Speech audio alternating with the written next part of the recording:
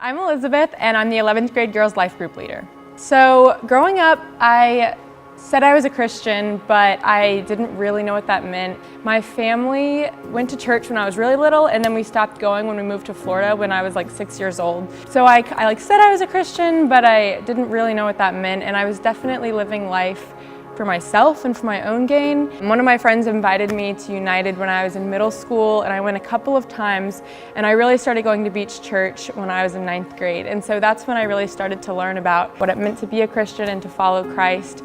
And so when I decided to give my life to Christ, it was just because I'd been learning more about Him and actually learning what it really meant. I got to really make the decision for myself to follow Christ instead of just something that was assumed because my family went to church. My life has changed because I have more purpose, and I definitely see why it's so important to live for other people. And I think before I was kind of pessimistic, and so having faith in Jesus has given me a more optimistic outlook on life. But more than anything, I just have someone to rely on, and I know I always have someone who's got my back. For a while, I'd been struggling with my faith and trusting God, and sometimes I would just get these strong doubts. And so I really struggled with actually putting God's presence on myself, and I would feel like I would go to church and I need to do better, and I need to read my Bible more, and I need to focus more on God, and I need to feel Him. But I was kind of putting it on myself to make myself feel God. When I finally got to this point where I realized I wasn't trusting God as much as I thought I was, I kind of released my grip and let go. And that was a few years ago.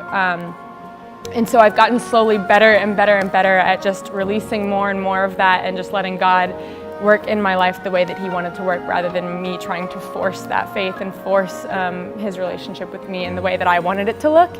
So I definitely for a while felt like I didn't need to get baptized just because I knew that I was good with God and we had a relationship. And so I got to this point where I was like, yeah, I follow Jesus and I want the world to know, and it is important that I get baptized and that I don't just keep this to myself. When I was in Jamaica, I was feeling that more than ever before, and Jamaica helped me really open my heart and to see some of the people's faith there and how genuine and authentic they are. It helped me to just let go, and that's when I decided I needed to get baptized and show the world how much I love Jesus and express that. I'm Elizabeth, and Jesus Christ is my Lord and Savior.